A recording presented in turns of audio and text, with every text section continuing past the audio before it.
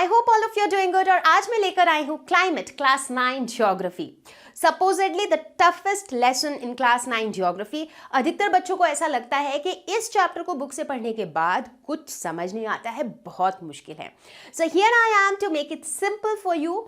तो मैं इस चैप्टर के सारे टॉपिक्स कवर करूंगी और सारे टॉपिक्स को कॉन्सेप्चुअली समझाऊंगी ताकि आपको चीजें समझ आए। This chapter is super duper interesting, बहुत मजा आएगा पढ़ने में, और जब समझ आएगा तब और ज्यादा मजा आएगा और कुछ भी रटने की जरूरत नहीं पड़ेगी। ठीक है, so are we all excited? Let's get started.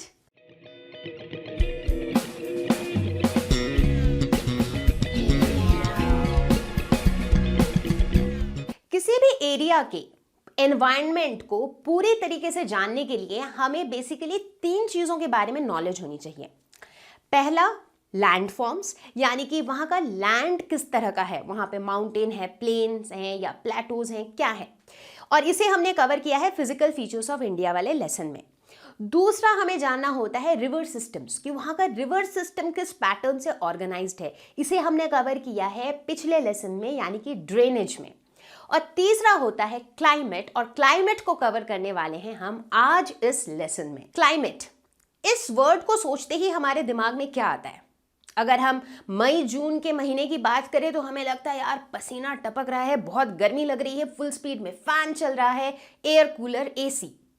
उसी तरह से अगर हम इमेजिन करते हैं दिसंबर का टाइम, तो लगता है कि बहुत ठंड है, स्वेटर्स जैकेट्स पहन रखे हैं, रजाई ओढ़ के सो रहे हैं। तो इस तरह की एक सीन हम इमेजिन करते हैं। तो बेसिकली जब भी हम क्लाइमेट के बारे में सोचते हैं तो क्या आता है हमारे दिमाग में? बहुत ठंड है, बहुत गर्मी है, बहुत बारिश है। तो बेसिकली अलग अलग तरह के वेदर कंडीशंस होते हैं, राइट? तो इस पूरे लेसन में हम ये पढ़ने वाले हैं कि कौन से ऐसे फैक्टर्स हैं, कौन सी ऐसी चीज़ें हैं जो क्लाइमेट को इन्फ्लुएंस करती है, कौन सी चीज़ों की वजह से ये अलग अलग कंडीशंस होती हैं, कभी गर्मी, कभी सर्दी, कभी बारिश, ये सब क्यों होता है। तो ये हमारा मेन एजेंडा है।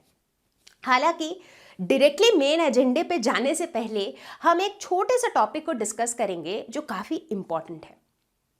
और वो टॉपिक ये है कि जैसे क्लाइमेट जो वर्ड है ना, ये हम कई बार यूज करते हैं कि भाई आज का मौसम कैसा है। आपको अगर अपने दोस्त से पूछना हो तो आप क्या पूछते हो? कई बार आप पूछते हो कि how is the weather today, कई बार आप पूछते हो कि how is the climate today. पूछते हो क्या आप? कई बार हमें ऐसा लगता है कि क्लाइमेट और वेदर ये दोनों सेम चीज है, क्योंकि दोनों में ही तो हम यही कहते हैं कि भाई हाँ गर्मी है, तो वो क्या है? वो वेदर ही है, हाँ क्लाइमेट भी है। तो कई बार हम कंफ्यूज रहते हैं कि क्या क्लाइमेट और वेदर सेम है, क्या ये अलग है? तो actually climate and weather are 2 different things. ये सेम चीज नहीं है, ये 2 अलग चीजें हैं। ठीक है, तो सबसे पहले, इससे पहले कि हम ये जाने कि भाई क्लाइमेट को इन्फ्लुएंस करने वाले फैक्टर्स क्या है, सबसे पहले ये समझ लेते हैं साफ साफ कि क्लाइमेट वेदर से अलग है। कैसे? चलिए देखते हैं। So what is climate? Some total of weather conditions and their variations over a large area over a long period of time।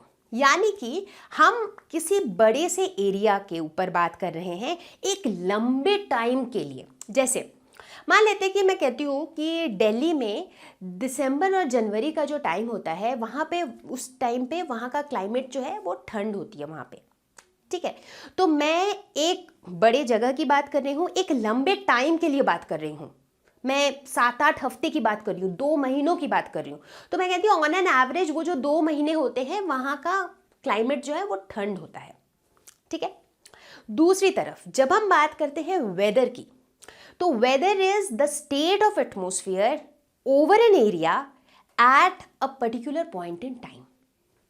मतलब जैसे मान लो आपने दिल्ली में अपने दोस्त को फ़ोन लगाया, ठीक है, उसको फ़ोन करके पूछा कि यार आज का वेदर कैसा है वहाँ पे। अब मान लो कि आपने फ़ोन किया 17 दिसंबर को। अभी थोड़ी देर पहले मैंने बताया कि दिसंबर जनवरी में दिल्ली का क्लाइमेट कैसा होता है?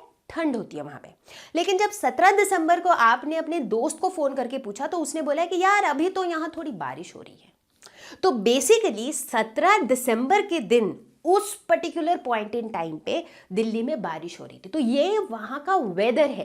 तो वेदर जो होता है वो किसी भी पर्टिकुलर जगह का उस पर्टिकुलर टाइम पे होता है।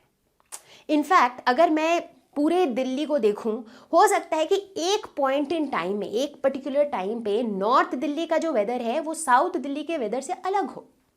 नॉर्थ दिल्ली में हल्की सी बारिश हो रही हो, साउथ दिल्ली में ना हो रही हो, राइट। तो इससे हमें क्या समझ आया कि जब क्लाइमेट की बात करेंगे, क्लाइमेट मतलब जो ओवरऑल वहाँ का वेदर कंडीशंस हैं for a long period of time, ठीक है। और वेदर की बात करेंगे जब, तो ये होगा एक पर्टिकुलर जगह का उस समय का कैसा कंडीशन है, दैट्स वेदर। दूसरी बात, नॉर्मली जो क्लाइमेट होता है इसका एक कॉमन पैटर्न होता है ओवर अ फ्यू वीक्स और फ्यू मंथ्स, क्योंकि ये हमेशा हम एक लंबे टाइम के लिए बात करते हैं। जैसे दिल्ली की जो सर्दी की बात की थी मैंने, विंटर की, वो मैंने कहा था दिसंबर जनवरी, मतलब मैं एक लंबे टाइम की बात कर रही हूँ, 7-8 हफ्ते की बात कर रही हूँ। और एक कॉमन पैटर्न मैं कह रही हूँ विंटर रहता है, ठीक है। जब मैं वेदर की बात करती हूँ तो whether it fluctuates very often, in fact it fluctuates even with in a day. अगर आप देखोगे दिन के समय, दोपहर के समय जो टेम्परेचर है वो काफ़ी ज़्यादा होता है, गर्मी ज़्यादा होती है, और वहीं रात के समय जो है टेम्परेचर कम होता है। तो एक ही दिन के अंदर जो है ना वेदर फ्लक्चुएट कर जाता है, राइट। तो वेदर काफ़ी जल्दी जल्दी फ्लक्चुएट करता है, लेकिन क्लाइमेट जो है इसका एक कॉमन पैटर्न होता है एक लंबे टाइम के लिए, ठीक है। तो अब सबको समझ आ गया कि क्लाइमेट और वेदर ये दोनों बिल्कुल अलग चीज़ें हैं, तो किसी को भी अब कंफ्यूज नहीं होना है, ठीक है।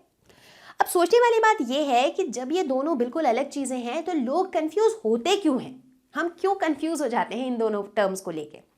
ऐसा इसलिए क्योंकि अगर आप ध्यान दो कि क्लाइमेट को कौन सी चीज़ें डिफाइन करती है, वेदर को कौन सी चीज़ें डिफाइन करती है। अभी मैं कह रही थी राइट, वहाँ ठंड है, वहाँ गर्मी है, तो कौन से चीज़ें हैं, कौन से एलिमेंट्स हैं जो इन्हें डिफाइन करते हैं। जैसे कि टेम्परेचर, टेम्परेचर अगर अधिक है तो भाई गर्मी है, टेम्परेचर अगर कम है तो ठंड है, राइट। विंड, हवा तेज चल रही है, हवा कम चल रही है, हवा नहीं चल रही है। प्रेसिपिटेशन, बारिश हो रही है, रेनफॉल हो रही है, स्नोफॉल हो रही है, क्या हो रही है, राइट। एयर प्रेशर, ह्यूमिडिटी, तो ये कुछ एलिमेंट्स हैं जो डिफाइन करते हैं कि क्लाइमेट कैसा है, और यही वो एलिमेंट्स हैं जो वेदर को भी डिफाइन करते हैं। तो बेसिकली क्लाइमेट और वेदर दोनों को ही जो है वो सेम एलिमेंट से डिफाइन करते हैं, और उसी वजह से हमें मतलब ये कंफ्यूजन होने लगती है कि यार वेदर और क्लाइमेट शायद सेम चीज़ है, जो कि नहीं है। तो अब अगर हम इस एग्जाम्पल को लें कि मान लेते हैं कि आप एक ट्रिप का प्लान कर रहे हो गोवा, ठीक है, आपको गोवा जाने का बहुत मन है, बट आपको ये जानना है कि यार which is the best time to visit Goa, कब जाना चाहिए। आप इंटरनेट पे सर्च करते हो और आपको पता चलता है कि यार अक्टूबर से फरवरी is the best time to visit Goa. तो अब ये जो अक्टूबर टू फरवरी बताया जा रहा है बेस्ट टाइम है, ऐसा क्यों बताया जा रहा है? क्योंकि उस समय गोवा का क्लाइमेट मस्त रहेगा। तो यहाँ पर हम बात कर रहे हैं क्लाइमेट की, ना कि वेदर की। तो based on the experience over the last 10, 20, 30 years हमें पता है कि गोवा में जो है अक्टूबर से लेके फरवरी तक वहाँ का जो मौसम रहता है वो कैसा रहता है, ना तो ज़्यादा गर्मी होती है ना ज़्यादा ठंड होती है, तो काफ़ी प्लेजेंट होता है। तो इसीलिए that is the best time to visit. But अगर मैं वेदर की बात करूँ तो मुझे पता नहीं, हो सकता है कि मैं 25 दिसंबर को गोवा जाऊँ और उस दिन अचानक से वहाँ पे बहुत क्लाउडी हो जाए या अचानक से बारिश हो जाए। So we never know, right. तो ये जो हम बात करते हैं ना कि यहाँ का मौसम इस टाइम पे ऐसा होता है, उस टाइम पे वैसा होता है, so that is what we basically talk about climate. अब बात करते हैं इंडिया के क्लाइमेट की। इंडिया में किस तरह का क्लाइमेट होता है? वेल, जिस तरह का क्लाइमेट इंडिया में पाया जाता है उसे हम कहते हैं monsoon type of climate. Monsoon मतलब हम में से बहुत लोगों को लगता है कि मॉनसून यानी कि बारिश। क्या इंडिया में साल भर बारिश होती है? Not really. इनफैक्ट मॉनसून का मतलब ही बारिश नहीं होता है। मॉनसून जो वर्ड है ये डिराइव किया गया है एक अरेबिक वर्ड से, मौसम, जिसका मतलब होता है सीजन। और मॉनसून वर्ड का एक्चुअल मतलब होता है सीजनल रिवर्सल ऑफ विंड, यानी कि जो विंड है वो साल में कुछ टाइम एक पर्टिकुलर डायरेक्शन में फ्लो करती हैं और कुछ टाइम के बाद उनका जो डायरेक्शन है वो पलट जाता है। और जैसे ही विंड का डायरेक्शन पलट जाता है तो ओवरऑल जो क्लाइमेट है वहाँ का, ओवरऑल जो वेदर कंडीशंस हैं वो सारी चेंज हो जाती हैं, ठीक है। तो इसीलिए वहाँ उस ऐसी जगहों पे हमें अलग अलग सीजन्स देखने को मिलते हैं। जैसे इंडिया में कभी तो समर सीजन है, कभी तो विंटर सीजन है, राइट। तो ये जो अलग अलग सीजन्स हैं वो ये विंड के रिवर्सल की वजह से ही देखने को मिलते हैं, और इसे ही हम कहते हैं monsoon type of climate. In fact जहाँ पर भी ये मॉनसून टाइप ऑफ क्लाइमेट होता है वहाँ हम देखते हैं कि एक ही कंट्री के अंदर हमें रीजनल वेरिएशंस देखने को मिलते हैं। मतलब एक ही देश के अंदर अलग अलग रीजन में अलग अलग तरह का क्लाइमेट पैटर्न है। जैसे अपने देश में देखते हैं, अगर आप कंपेयर करो जम्मू एंड कश्मीर को राजस्थान से, जम्मू एंड कश्मीर में ठंड काफ़ी होती है, टेम्परेचर कम होता है, और दूसरी तरफ राजस्थान में गर्मी ज़्यादा होती है, टेम्परेचर अधिक होता है। अगर आप कंपेयर करो दिल्ली और बैंगलोर, दिल्ली में क्या होता है, एक्सट्रीम क्लाइमेट, गर्मियों के मौसम में बहुत गर्मी, सर्दियों में बहुत ज़्यादा सर्दी। और दूसरी तरफ अगर आप बैंगलोर को देखो तो यहाँ पे ना तो गर्मियों में बहुत ज़्यादा गर्मी होती है और ना ही सर्दियों में बहुत ज़्यादा सर्दी होती है। तो बेसिकली यहाँ पर मॉडरेट क्लाइमेट होता है।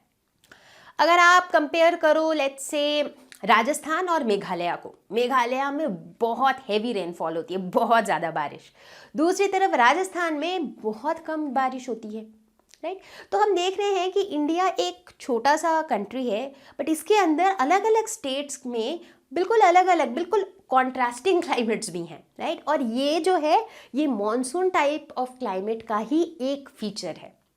इनफैक्ट अगर आपने देखा हो इंडिया के अंदर ही, let's talk about let's say Assam, Assam में जो घर बनते हैं, मतलब जो ट्रेडिशनल टाइप ऑफ घर होते थे आसाम के, उनमें आप देखोगे तो वो स्टिल्ट्स पे बने होते थे, राइट। तो we have also put a picture here.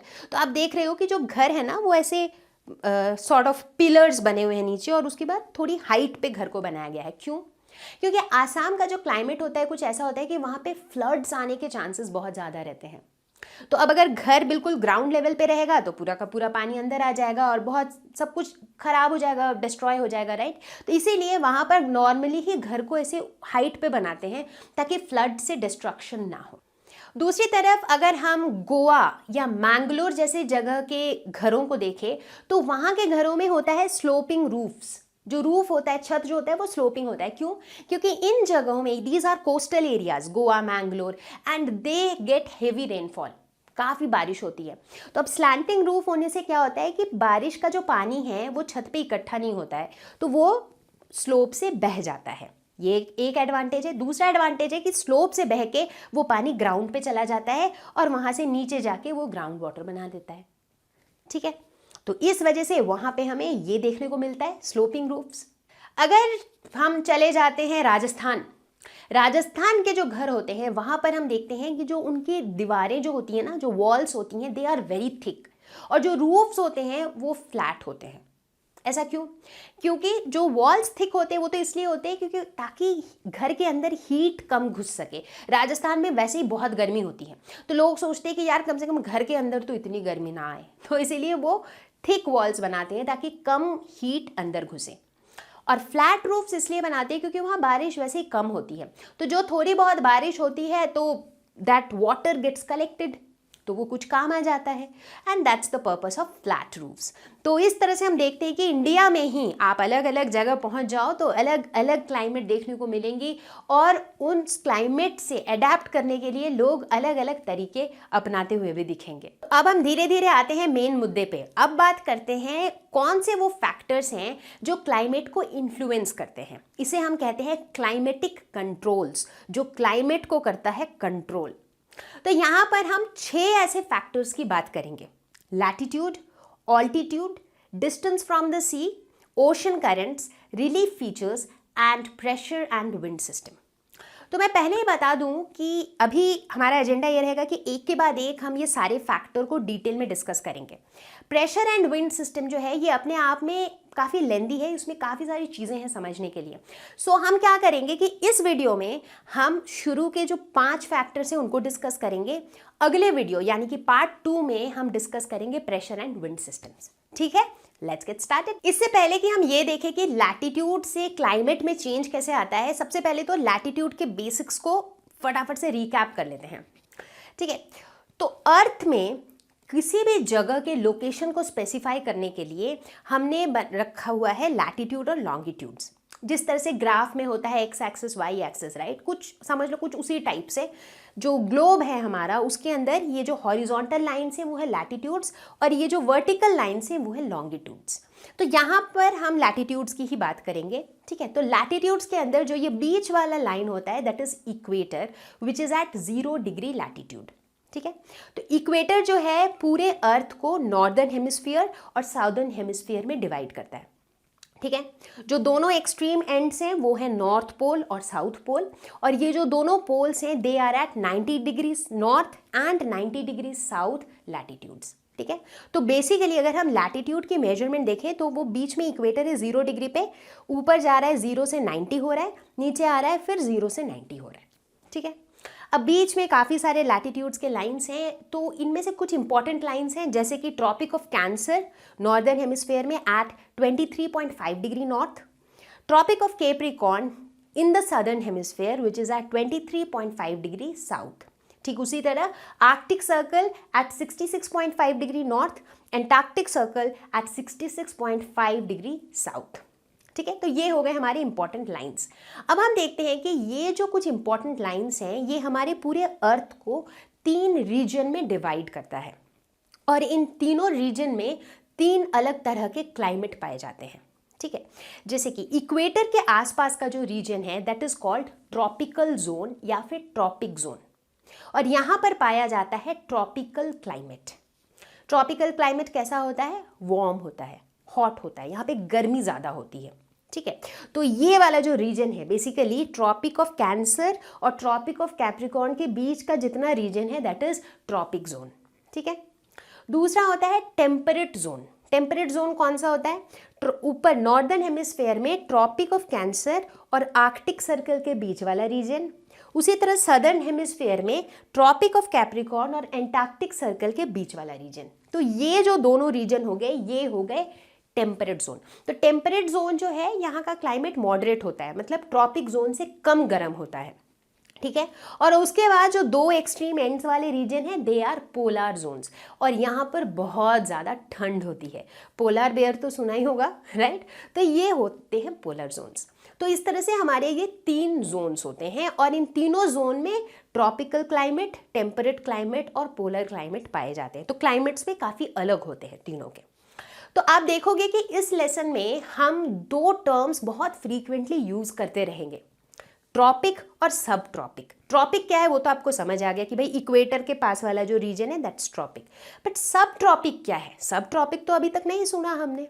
तो बेसिकली सब ट्रॉपिकल जोन जो है ये टेम्परेट जोन का वो वाला पार्ट है जो ट्रॉपिकल जोन के नज़दीक है। कौन सा पार्ट? जैसे ये मेरा टेम्परेट जोन है, राइट। तो टेम्परेट जोन का ये वाला जो पोर्शन है ये ट्रॉपिकल जोन के करीब है, राइट। सो दिस इज सब ट्रॉपिकल जोन, और यहां पर पाया जाता है सब ट्रॉपिकल क्लाइमेट, ठीक है। तो ये था हमारा बेसिक्स। अब हम देखते हैं कि किस तरह से लैटिट्यूड के चेंज होने से क्लाइमेट में चेंज आता है। तो हम देखते हैं कि जैसे जैसे हमारा लैटिट्यूड चेंज हो जाता है वैसे वैसे जो सोलर एनर्जी हमें मिल रही है, जो सोलर रेडिएशन हमें मिल रही है, उसमें भी चेंज आ जाता है। कैसे? चलो देखते हैं। मान लो ये अर्थ है, राइट, और अब ये जो है, ये जो लाइट इस पे पड़ रही है that is the solar radiation. तो हम क्या देखते हैं कि चूंकि ये एक स्फीयर है तो हम देखते हैं कि स्फीयर का ये वाला जो पॉइंट है that is getting the maximum solar radiation. क्यों? क्योंकि ये जो है, ये जो स्फीयर है तो सारे पॉइंट तो एक लाइन पे नहीं है, ये जो पॉइंट है ये सन के सबसे करीब है, इसीलिए बिल्कुल ओवरहेड रेडिएशन इसी पॉइंट पे आ रहा है, तो इसे मैक्सिमम सनलाइट मिल रही है। अब जिसको सबसे ज़्यादा धूप मिलेगी उसका टेम्परेचर भी तो सबसे ज़्यादा होगा, इसीलिए इक्वेटर पे टेम्परेचर अधिक है।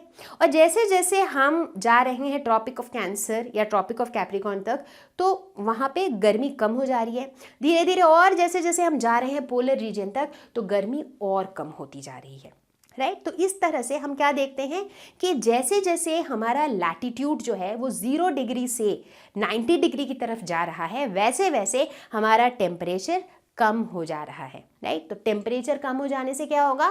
वो जो जगह है, वो जो एरिया है वहाँ पे ठंडक बढ़ जाएगी, राइट। तो क्या हो रहा है? लैटिट्यूड चेंज हो रहा है तो मेरा क्लाइमेट चेंज हो रहा है। अब देखते हैं कि इंडिया के क्लाइमेट में लैटिट्यूड का क्या रोल है। तो उसके लिए सबसे पहले तो हमें इस वर्ल्ड मैप में इंडिया को ढूंढना है कि भाई इंडिया के लोकेशन पे फोकस करो, कहाँ पर लोकेटेड है ये। और हम देखते हैं कि ट्रॉपिक ऑफ कैंसर जो है वो इंडिया को बिल्कुल बीचों बीच काट रहा है, राइट। इसका क्या मतलब हुआ, ट्रॉपिक ऑफ कैंसर के नीचे वाला पोर्शन कौन से जोन में फॉल करता है, ट्रॉपिकल जोन में। और ट्रॉपिक ऑफ कैंसर का जस्ट ऊपर वाला पोर्शन कौन से जोन में फॉल करेगा, सब ट्रॉपिकल जोन में, एग्जैक्टली। तो इसका मतलब इंडिया का जो नीचे वाला हिस्सा है, यानी कि जो सदर्न पार्ट है इंडिया का, वहाँ पे पाया जाएगा ट्रॉपिकल क्लाइमेट। और इंडिया का जो नॉर्दर्न पार्ट है, नॉर्दर्न इंडिया में पाया जाएगा subtropical climate. So India has both subtropical as well as tropical climates. इसीलिए अगर आप नोटिस करोगे तो नॉर्दर्न इंडिया और सदर्न इंडिया के मतलब क्लाइमेट में काफ़ी वेरिएशंस हैं। And this is the reason. किस तरह से क्लाइमेट में चेंज आता है विथ ऑल्टीट्यूड। ऑल्टीट्यूड का मतलब होता है हाइट, राइट। तो हाइट कहाँ से, from the surface of the earth, वहां से हम हाइट की बात कर रहे हैं। तो जैसे जैसे ऑल्टीट्यूड बढ़ेगा, यानी कि जैसे जैसे हाइट बढ़ेगा, वैसे वैसे टेम्परेचर घटेगा। तो ये होता है रिलेशनशिप क्लाइमेट और ऑल्टीट्यूड में। इनफैक्ट यही कारण है कि आपने देखा होगा कि इंडिया में जो हिल स्टेशंस हैं, स्पेशली जो नॉर्थ इंडिया के हिल स्टेशंस हैं, जैसे कि जम्मू कश्मीर, कुल्लू मनाली, नैनीताल, ये सारी जो जगह हैं, ये काफ़ी वहाँ पे ठंडक ज़्यादा होती है, राइट। इसीलिए जब आपकी गर्मी की छुट्टियाँ होती हैं तो आप वहाँ जाना चाहते हो, ना कि कोई कोस्टल एरिया जैसे कि गोवा। आप गर्मी की छुट्टियों में गोवा नहीं जाना चाहोगे। तो ऐसा क्यों होता है कि उन जगहों का टेम्परेचर जो है वो कम होता है, क्योंकि वो ज़्यादा हाइट पर है। हमने खुद देखा था जब हम पढ़ रहे थे अपने प्रीवियस लेसन में कि जो माउंटेनियस एरियाज़ हैं वहाँ की एलिवेशन 6000 मीटर तक है। हिमालयाज़ की जो हाइट है वो 6000 मीटर तक भी है। और वहीं जब हम कोस्टल एरियाज़ पहुँच जाते हैं तो उनकी एलिवेशन सिर्फ 30 मीटर्स तक है। तो हाइट में इतना फ़र्क है, तो ऑब्वियसली टेम्परेचर भी जो है वो हिली एरियाज़ में बहुत कम होता है कंपेयर टू कोस्टल एरियाज़। अब बात करेंगे डिस्टेंस फ्रॉम द सी। जैसे जैसे समुंदर से हम दूर चले जाते हैं, जब भी हम ऐसी जगहों की बात करते हैं जो समुंदर से बहुत दूर है, वहाँ पर हम देखते हैं कि जो क्लाइमेट होता है वो बिल्कुल एक्सट्रीम क्लाइमेट होता है।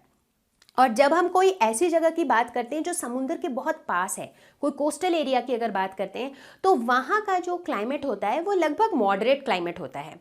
एग्जाम्पल लेते हैं दिल्ली और बॉम्बे का, ठीक है। तो अगर दिल्ली की बात करें तो ये समुंदर से काफ़ी दूर है, ये सेंट्रल इंडिया में लोकेटेड है, राइट। तो आसपास समुंदर नहीं है।